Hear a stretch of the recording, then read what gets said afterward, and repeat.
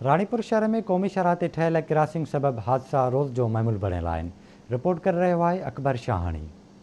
रानीपुर शहर में गुज़रंदड़ क़ौमी शरह नेशनल हाईवे अथॉरिटी की नाअहली ऐं गलत प्लानिंग सबब शहर जो अवाम सख्त ॾुखियाईनि खे मुंहुं ॾियण ते मजबूर है। क़ौमी शरह ते दराजा मोड़ ऐं सरकारी अस्पताल भरिसां थियल क्रॉस बेहतर न हुजण सबब रोड हादसा रोज़ जो मामूल बणियल आहिनि। क़ौमी शरह ते दराजा मोड़ वटि 5 पासनि खां रस्ता रोड निकिरनि था, जिते नेशनल हाईवे अथॉरिटी की नाअहली सबब हिन मोड़ ते मुस्तकिल क्रॉसिंग जूं सहूलियतूं न ॾिनियूं वयूं आहिनि। गाॾियुनि जी गलत क्रॉसिंग जे करे अक्सर मुसाफ़िरनि सां रोड हादसा थियनि था, जंहिं करे केतिरियूं ई इंसानी जानियूं ज़ाया थियनि थियूं। क़ौमी शरह विच शहर में गुज़रण सबब गाॾियूं तेज़ रफ़्तारी सां हलनि थियूं, जेको पिणु रोड हादसनि जो सबब बणिजी रहियो आहे। शहरनि आवाज़ न्यूज़ सां ॻाल्हाईंदे चयो त रानीपुर शहर में क़ौमी शरह ते क्रॉसिंग खे बहितर अंदाज़ में ठाहियो वञे ऐं शहर मां गुज़रंदड़ तेज़ रफ़्तार गाॾियुनि जी स्पीड घटि करण लाइ बोर्ड पिणु लॻाया वञनि। या तो वॾो करे हिते बाईपास ॾिनो वञे रानीपुर खे, या हिते अहिड़ो यू टर्न ठाहियो वञे जंहिंजे करे माना गाॾियुनि जो जेको क्रॉस थियण जो तरीक़ेकार आहे उहो बहितर थिए। उन खां पोइ ई जेको आहे हीउ मसइलो हल थी सघे थो, न त डेली जेको आहे हिते एक्सीडेंट आहिनि।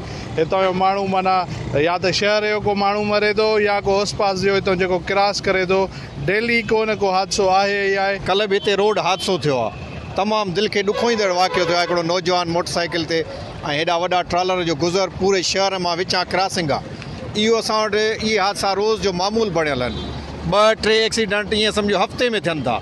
असांजो सरकार खां आला ऐवाननि खां इहो मुतालबो आहे त हिननि जो जेको आहे सो जल्दी एक्शन खयो वञे। जानियूं नुक़सान थियनि, तक़रीबन 15-20 माण्हू हिते हिनू अॻे एक्सीडेंट थी चुका आहिनि। ख़बर न आहे त अञा ही रोड केतिरियूं जानियूं नुक़सान कंदो ऐं जानियूं ज़ाया कंदो।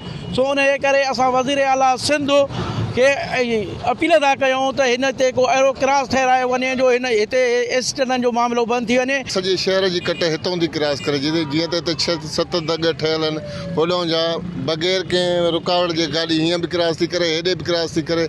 उन जे करे होॾो वारो हुनखे थो ठोके, न को तरीक़ो आहे, न को का सिक्योरिटी आहे, का ॻाल्हि कोन्हे। डेली या को न को क़त्ल आहे या को न को हादसो आहे डेली हिते आहे ई आहे।